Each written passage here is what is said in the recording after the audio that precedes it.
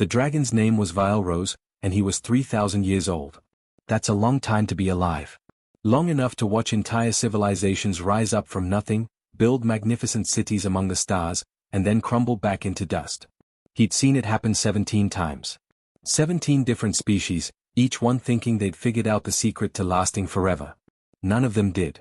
Now Vileros lay curled up in what used to be the greatest library in the galaxy. The Celestial Archives, they called it. A massive building on a forgotten planet named Vextharian, where the collected knowledge of dead worlds gathered dust. Nobody came here anymore. Why would they? Everything was digital now, stored in computers and quantum databases. Physical books, ancient tablets, holographic recordings, all outdated. All forgotten. Just like him. His scales, which once shimmered like liquid moonlight, had turned the color of ash.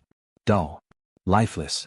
His massive body, which could once coil around a mountain, now barely had the strength to lift his head. And his hearts, dragons have 3 of them, beat so slowly, so weakly, that each pulse felt like it might be the last. Vileros wasn't sad about dying. He was old. He was tired. He'd lived a good life, served his purpose. Dragons were supposed to be guardians of knowledge, and he'd done that job well. For 3,000 years, he'd protected these archives, kept them safe, organized, preserved. Not that anyone cared anymore. The galaxy had moved on. Dragons were myths now.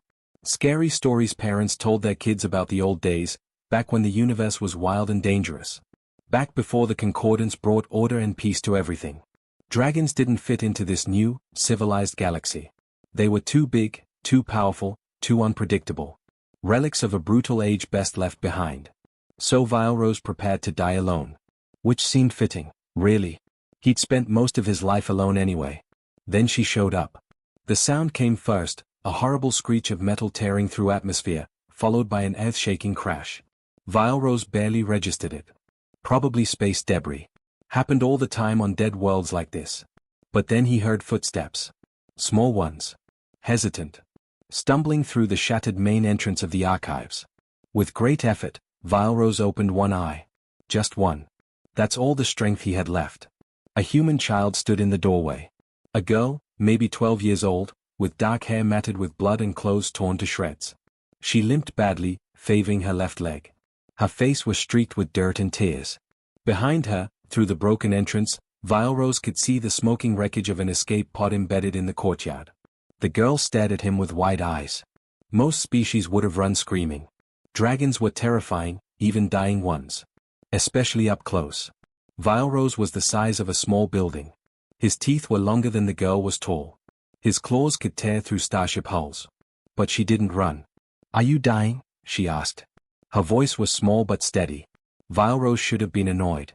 He'd been preparing himself for a peaceful death, and now this injured child had stumbled into his final moments. But there was something about her tone, not afraid, not demanding. Just concerned. Like she actually cared whether a monstrous dragon lived or died. "Yes, small one," he rumbled. His voice sounded like rocks grinding together, like distant thunder. "And you should not be here when it happens. The death of a dragon, it unmakes things. Reality fractures. Space bends. You need to leave." It was true. Dragon deaths were dangerous. Their bodies contained so much ancient power that when they finally gave out, that energy had to go somewhere. Usually it exploded outward, creating temporal distortions and gravitational anomalies. The girl would be torn apart at the molecular level if she stayed. But instead of running, she walked closer. Actually limped right up to his massive head and sat down beside him. Just sat there, on the dusty floor of the archives, next to a dying dragon. "I'm not leaving," she said quietly. "No one should die alone. I know what that feels like, and it's awful. So I'm staying." Vileros stared at her with his one open eye.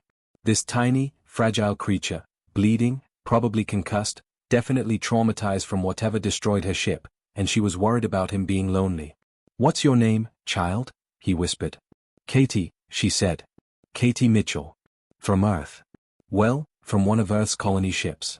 The New Horizons. We were supposed to reach Kepler 442b in 3 more months." Her voice cracked. "We got attacked by pirates 2 days ago. My mom told me to get in the escape pod. I didn't want to leave them, but she made me. The pod launched automatically. I don't know if anyone else made it." Fresh tears rolled down her face, but she wiped them away quickly. Trying to be brave. Trying not to fall apart. Vilerose felt something he hadn't felt in centuries. Compassion. This child had lost everything, her family, her home, her future, and yet she sat beside him, offering comfort to a dying monster. "I'm sorry, Katie Mitchell," he said softly. They sat in silence for a while. Vilerose felt his second heart sputter and stop. Only 2 left now. Not long. The pain was getting worse too. His ancient bones were starting to crack. His scales were flaking off. The end was close. That's when Katie did something completely unexpected. Something that would change both their lives forever. She started telling him a story. Katie shifted a little closer to Vilerose, wincing as her injured leg protested. She looked at the massive dragon beside her, saw the pain in his ancient golden eye, and made a decision. "My grandmother used to tell me stories," she said quietly.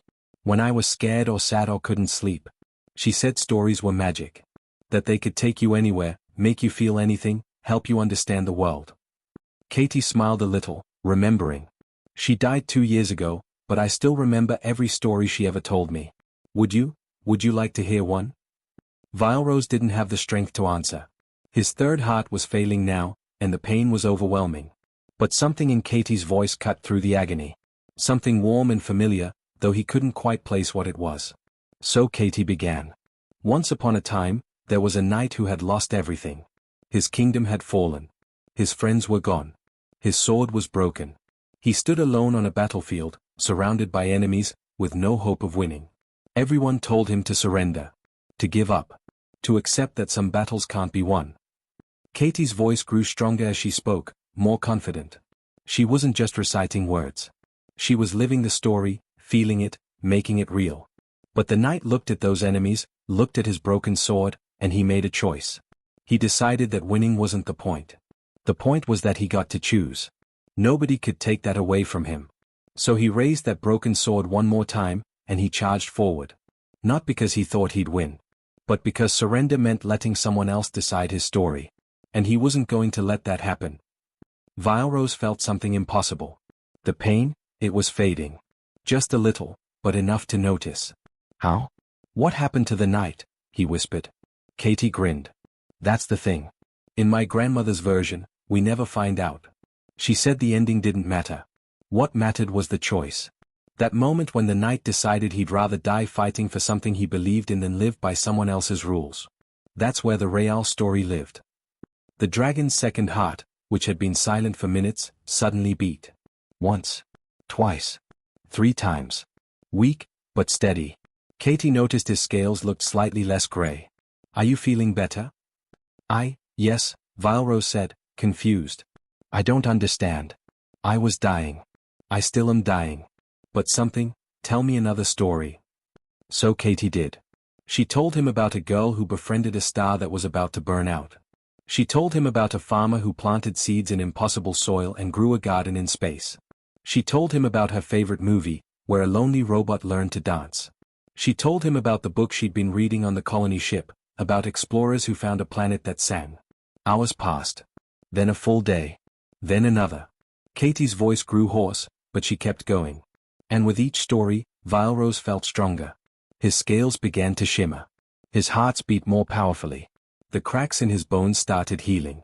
On the 3rd day, as Katie was telling him about her grandmother's childhood in Colorado, Vilerose finally understood what was happening. "Stop," he said gently. "Katie, stop for a moment." She paused mid-sentence, looking worried. "Did I say something wrong?" "No, child. You've done something miraculous. Something I didn't think was possible." Vilerose lifted his head fully for the first time in months. His voice was stronger now, clearer. "You're healing me. Your stories are healing me." Katie blinked. "How? They're just stories." "That's what I thought too. But I was wrong. We were all wrong." Vilerose's golden eyes blazed with sudden realization. "Dragons aren't biological creatures, Katie. Not really. We're narrative beings. We're made of story stuff, woven from meaning and purpose and memory. We don't eat food, we consume stories. We don't breathe air, we breathe in tales and legends and myths." He gestured with one massive claw at the archives around them. "We thought we were guardians of knowledge. But that's backwards. Knowledge sustains us. Or rather, stories do. The telling of things, the meaning behind events, the why and how and what it all meant to the beings who lived it. Katie was staring at him, trying to understand. Thousands of years ago, Vile Rose continued, every species told stories. They gathered around fires or projection screens or neural link pools, and they shared their experiences. They turned raw events into narratives with meaning and purpose. Dragons thrived then. We had endless stories to sustain us. His voice grew sad. But then the galaxy became civilized. Species started just recording facts. Dates, times, statistics, data points. Everything went into databases. Perfect, searchable, efficient. But no heart. No soul. No story. Just information. And you started starving, Katie whispered. Yes. Slowly, over centuries, we starved. One by one, dragons faded away. We thought it was natural aging. We didn't realize we were dying of hunger. The galaxy had stopped feeding us without even knowing we existed. Katie looked down at her hands. But humans still tell stories. We tell them all the time. Exactly. Vile Rose's excitement made the ground tremble. Your species is different. You turn everything into narratives. Your history, your science, your laws, even your casual conversations, they're all structured as stories. You can't help it. It's how your brains work. You take meaningless chaos and force it into patterns that make sense. Beginning, middle, end. Cause and effect. Heroes and villains. Lessons learned. He looked at Katie with something like wonder. Your story singers, Katie. Your entire species. And you don't even realize how special that is. Katie felt a strange warmth in her chest. Pride, maybe. Or purpose. So I saved you? With my grandmother's stories? You did more than save me. You've shown me that my species doesn't have to die. As long as there are story singers like you in the galaxy, dragons can survive. Then Katie swayed. Vile Rose caught her with one gentle claw before she fell. Katie? What's wrong? I'm really tired, she mumbled. And thirsty. When did I last drink water? 3 days ago? 4? Vile Rose felt ice flood his veins. In his excitement about his discovery, he'd forgotten. Katie had been sitting here for 3 days straight, telling him stories. No food. No water. Her injuries untreated. And she was just a child. A human child who could die in days without care. No, Vile Rose growled. No, you don't get to die. Not after saving me. Not after showing me hope. Not you. Katie's eyes were already closing. It's okay, she whispered. I'm glad I helped. Tell good stories for me. Katie.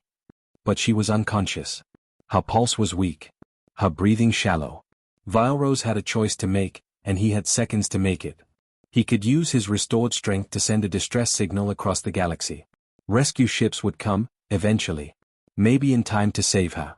Maybe not. Or he could do something else. Something dangerous. Something forbidden.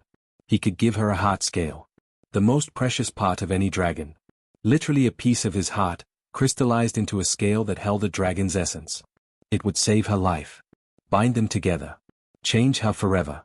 There was no time to think. No time to consider consequences. Vile Rose roared, and the sound shattered windows across the entire archives. Vile Rose didn't hesitate. He couldn't afford to. Every second mattered now, and Katie was slipping away right in front of him. The dragon reared up on his hind legs, his massive form casting shadows across the entire archive hall. His roar echoed through the empty building, through the atmosphere, probably across half the planet. It was a sound of desperation and determination mixed together. A sound that said someone he cared about was dying, and he absolutely refused to let that happen.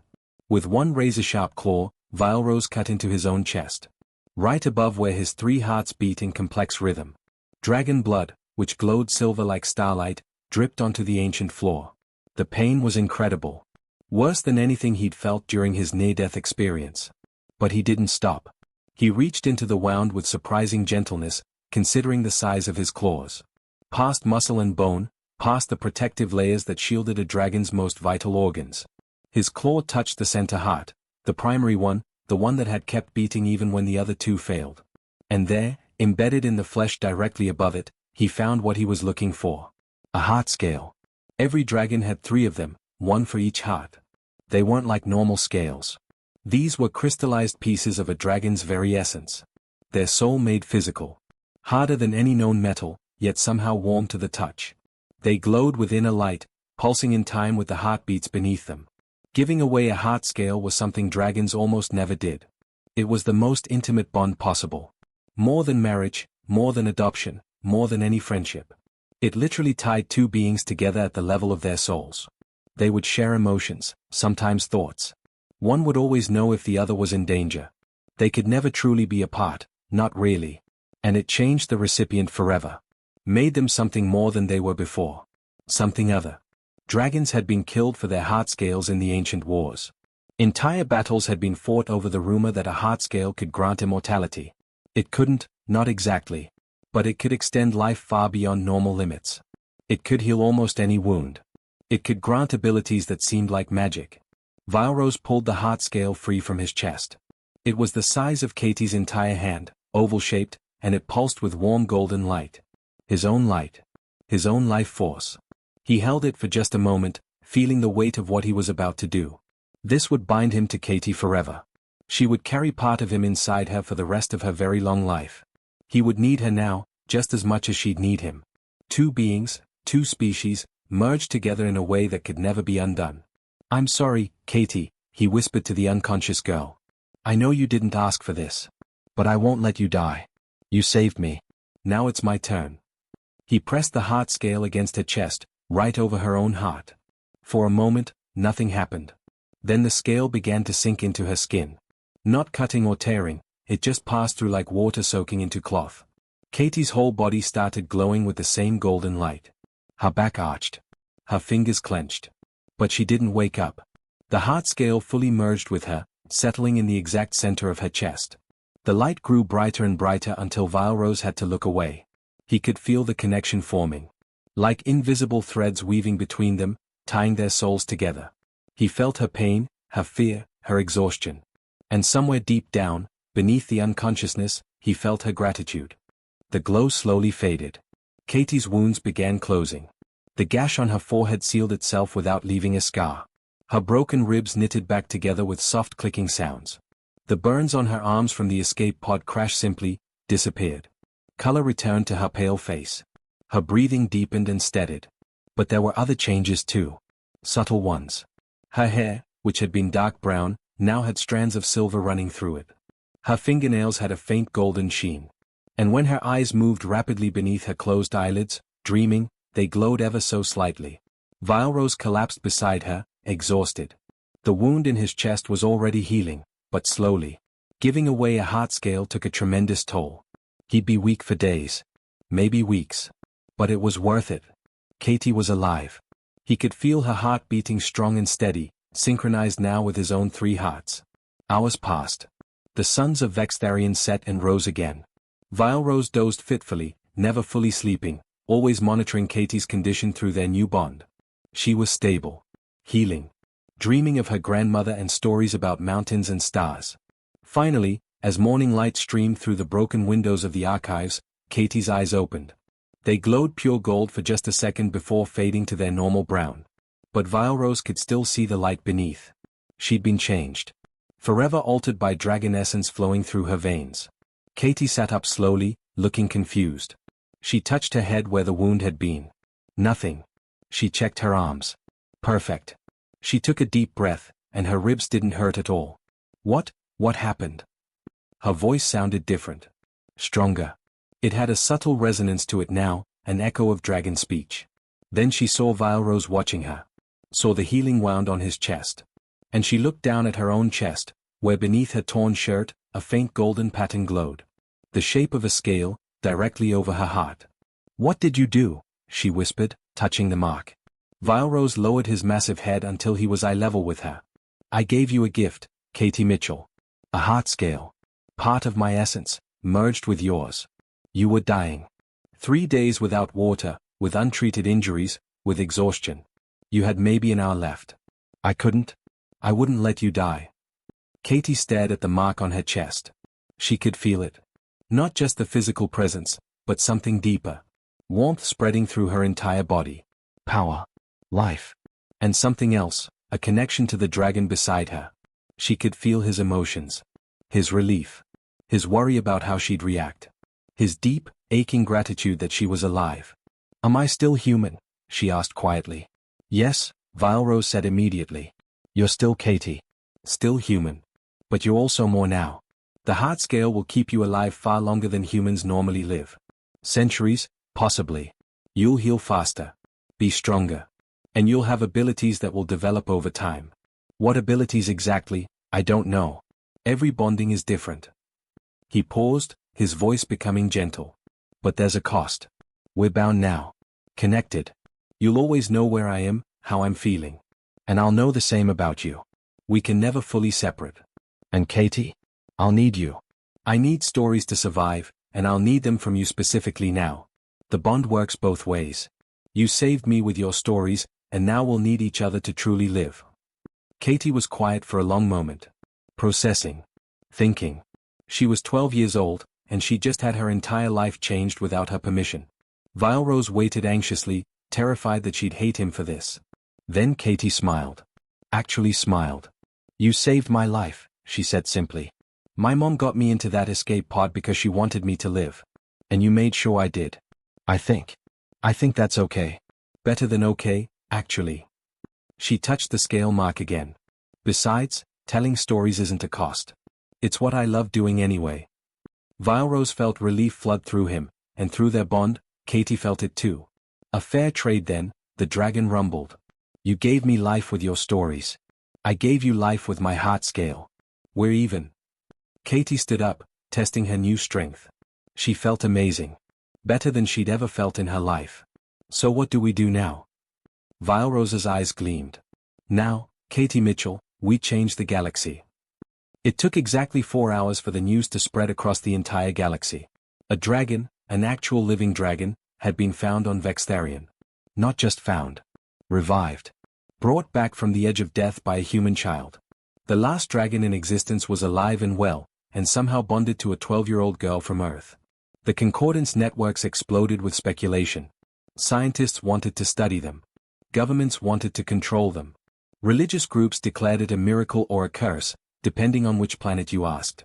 News agencies fought for exclusive interviews.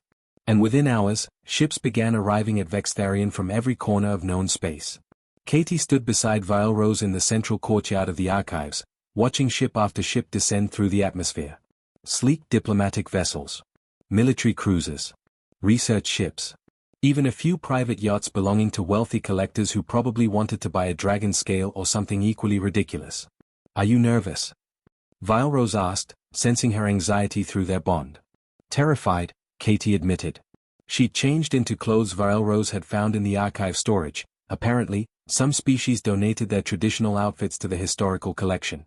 She wore simple gray pants and a blue shirt, but nothing could hide the golden glow in her eyes or the scale mark visible at her collar. "Good," Vilerose said. "Fear means you're paying attention. But remember, you're not just Katie Mitchell anymore. You're Katie Mitchell who brought a dragon back to life. You're Katie Mitchell who carries my heart scale. That means something." "Yeah, but what am I supposed to say to them? I'm just a kid." "You're a story singer," Vilerose corrected gently. "And today, we tell them a story they desperately need to hear." The ships landed in a rough semicircle around the archives. Representatives emerged, dozens of them, representing hundreds of worlds and species.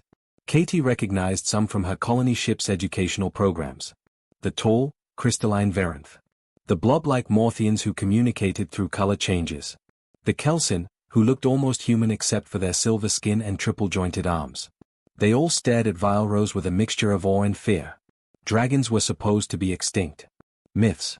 Monsters from the barbaric past. Yet here one stood, fully alive, scales gleaming like captured starlight, easily 3 times larger than the biggest ship present. A Varanth stepped forward, her crystalline body chiming softly as she moved. "I am Ambassador Relthones of the Concordance Council. We've come to decide what to do with us," Vilerose interrupted, his voice rolling like thunder. "To determine if we're dangerous.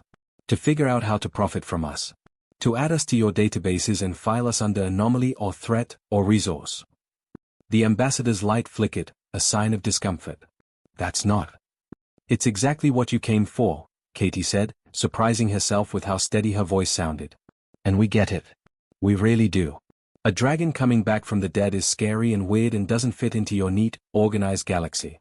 But before you make any decisions about us, we need to tell you something important. She glanced at Vile Rose, who nodded encouragingly. Katie took a deep breath. The galaxy is dying.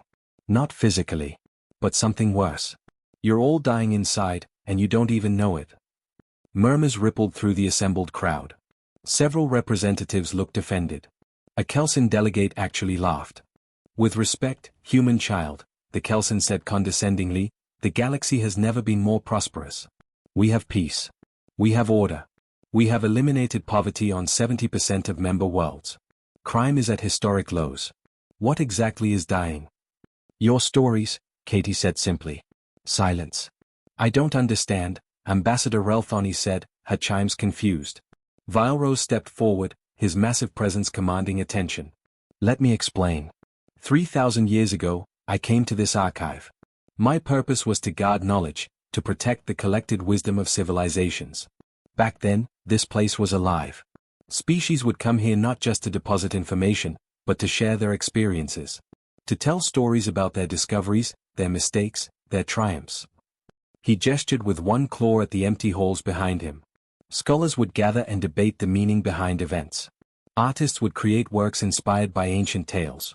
Philosophers would discuss why things mattered, not just what happened. Knowledge wasn't just data. It was living, breathing, meaningful. Katie picked up the thread. But somewhere along the way, you all stopped doing that. You started just recording facts. Dates. Statistics. Efficiency ratings. Everything became about optimization and productivity. You archived information perfectly, but you forgot to capture meaning. We have the most comprehensive databases in galactic history, a Morthian representative pulsed, colors shifting to defensive orange. Every event, every discovery, perfectly catalogued and searchable. But can you tell me why any of it matters? Katie challenged. Not what happened. Why? What did it mean to the people who lived it? What lessons did they learn? What did they feel? What stories did they tell themselves to make sense of it all? The Morthian's colors flickered uncertainly.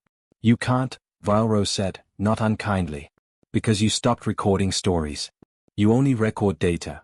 And data without meaning is just noise. It's information that doesn't inform. Knowledge that doesn't teach. History that doesn't help anyone understand anything.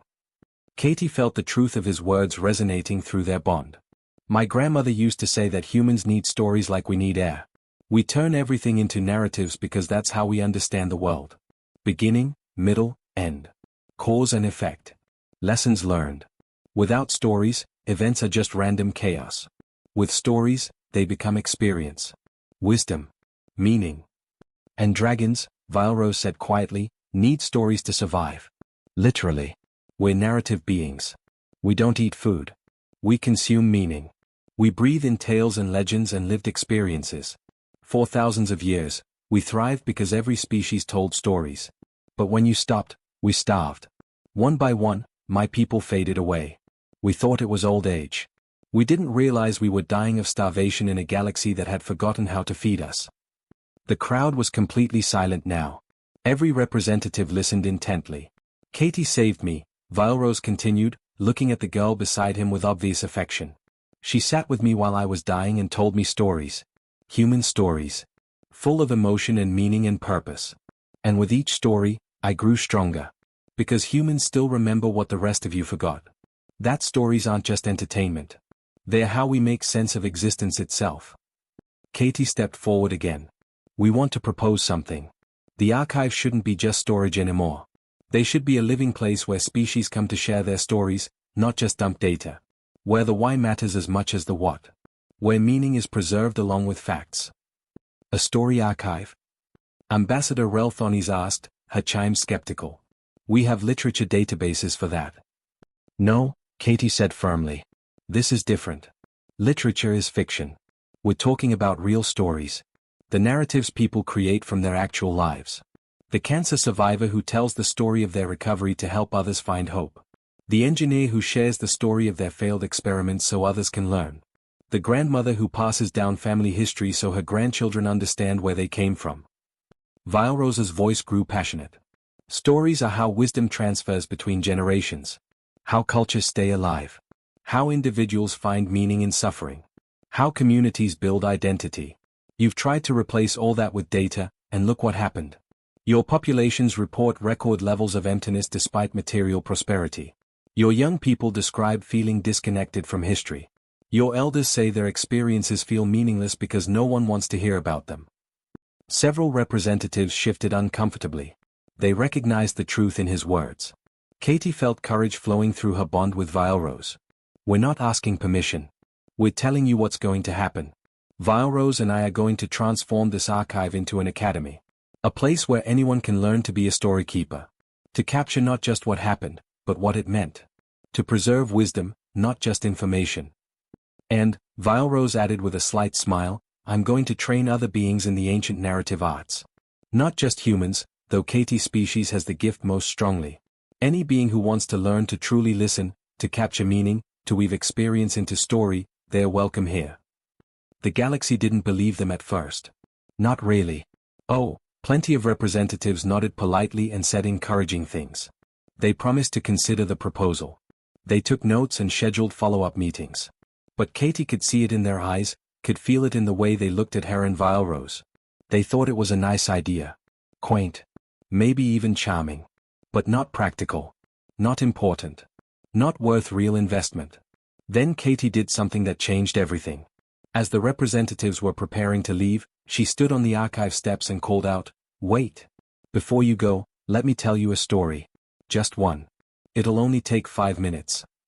Most of them stopped out of politeness. A few kept walking. But enough stayed to form an audience. Katie closed her eyes for a moment, gathering her thoughts. Through her bond with Vilerose, she felt his encouragement flowing into her. Then she began. 3 weeks ago, there was a ship called the New Horizons. It carried 800 people, families, scientists, engineers, farmers, teachers. They were going to start a new colony on Kepler 442b. My mom was the head botanist. She'd spent 5 years developing crops that could grow in alien soil. My dad was a structural engineer. He designed the buildings that would protect everyone from the planet's harsh storms. Her voice was quiet but clear. Every word carried weight. I had a little brother. His name was Tyler. He was 7 years old and obsessed with dinosaurs.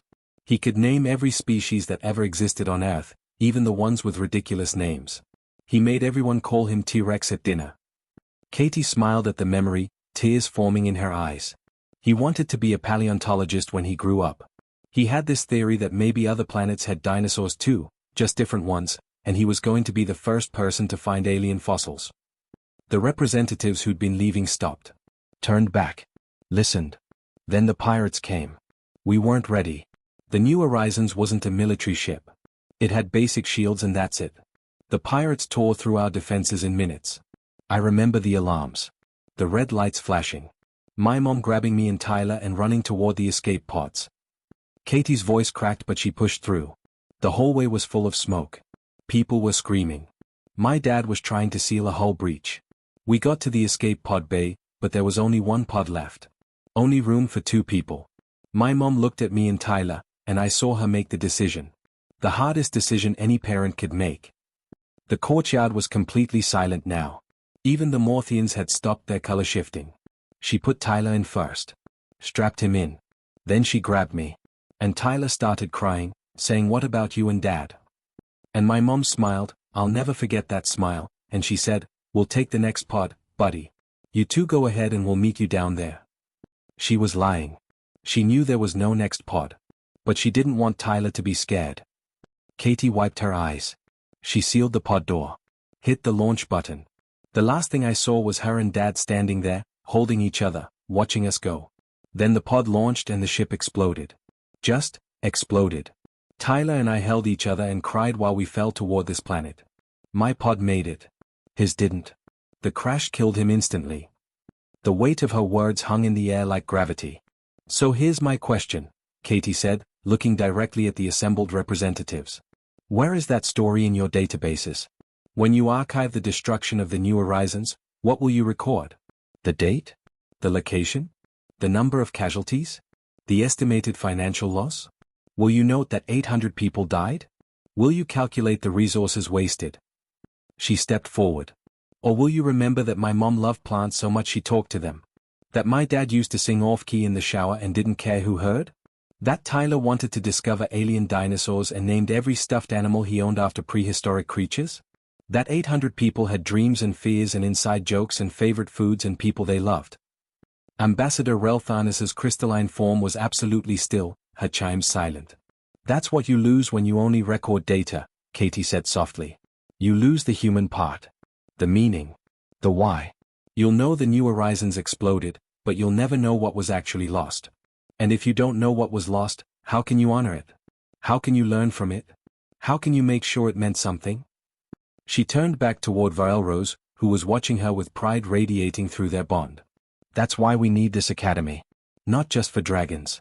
For everyone. So stories like my family's don't disappear into numbers and statistics.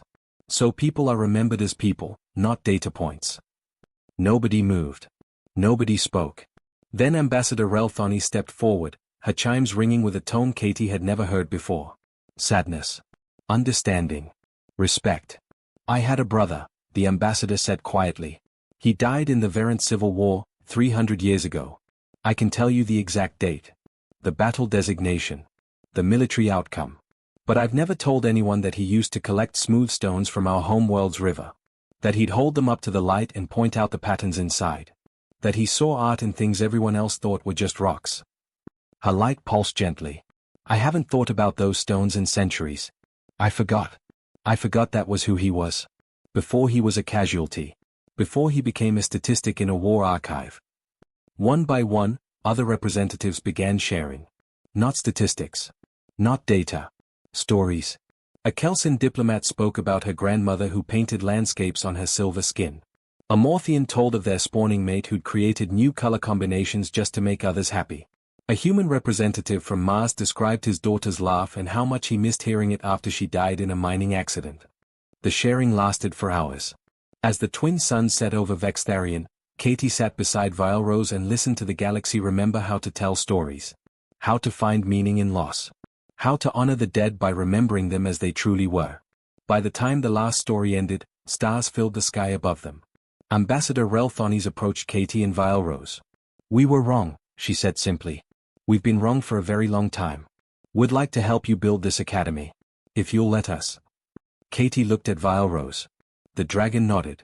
Yeah, Katie said, smiling through tears. Would like that. The transformation happened faster than anyone expected.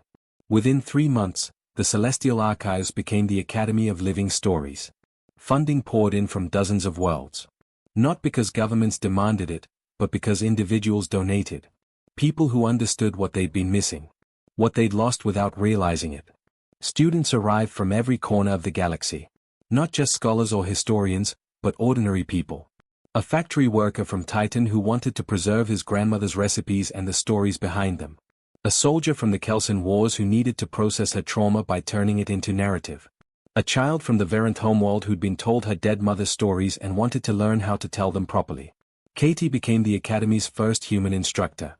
At 12, almost 13 now, she taught beings centuries older than her how to listen. Really listen. How to ask questions that drew out meaning instead of just facts. How to find the story beneath the surface of events. It's not about fancy words, she'd tell her students. It's about caring enough to understand. When someone tells you about their day, don't just hear what happened. Ask how it made them feel. What it reminded them of. What it taught them. That's where the story lives. Violrose taught the deeper mysteries. How stories create reality. How narrative structure mirrors the fundamental patterns of the universe. How meaning-making is the most powerful force in existence. He was patient with students who struggled, fierce with those who didn't take it seriously, and impossibly wise in ways that came from living 3,000 years. The Academy didn't replace traditional archives or databases. Instead, it supplemented them. Now when events were recorded, both the facts and the stories were preserved. When the concordance voted on new laws, they heard not just statistics but personal narratives from those affected. When history was taught, students learned dates and names, but also the lived experiences of people who'd been there. And slowly, something changed in the galaxy. People reported feeling more connected. Less alone. Suicide rates dropped on 17 different worlds. Intergenerational conflicts decreased as elders found audiences for their wisdom and young people discovered their histories had meaning. More dragons appeared. Not many. Not at first. But as the galaxy relearned how to story, as meaning filled the spaces where only data had existed, dragons began manifesting. Born from the narrative energy itself, they said. Called into being by humanity's insistent belief that everything, even the end of things, could become a story worth telling. Katie was 15 when the fifth dragon appeared. She stood in the academy courtyard with Vile Rose, watching a young dragon, barely the size of a shuttle, materialize from pure story stuff. "This is because of you," Vile Rose told her, joy and pride flooding through their bond. "Your species saved mine. Humans gave dragons back to the galaxy." Katie touched the heart scale mark on her chest. 3 years, and it still glowed warm. "We're not that special. We just care about stuff. We care about why things matter." "That," Vile Rose said gently, "is exactly what makes you special." On quiet evenings, after the students had gone to their quarters and the academy halls grew silent, Katie would sit beside Vile Rose just like she had that first day. She'd tell him stories. Sometimes about her family, those memories were precious and painful and necessary. Sometimes about her day, about funny things students had said or breakthroughs they'd made. Sometimes she'd make up new stories, wild tales about impossible adventures. And Vile Rose would listen, sustained and happy, exactly as dragons were meant to be. "Tell me again," he'd say, "about your grandmother." And Katie would smile, feel the heart scale pulse beneath her skin, and begin. "Once upon a time, on a small blue world called Earth, there was a woman who understood that stories were magic. The galaxy listened. The galaxy learned. And most importantly, the galaxy remembered that some things, love, loss, hope, meaning, couldn't be reduced to data. They could only be understood through stories. And as long as there were beings willing to tell those stories, willing to listen and care and remember, the universe would never truly be empty. That was humanity's gift. Not technology. Not conquest. Not even survival against impossible odds. Just the stubborn, beautiful insistence that everything, even a dying dragon and a lost little girl, could become a story worth telling. And in the end, that was the only magic that really mattered.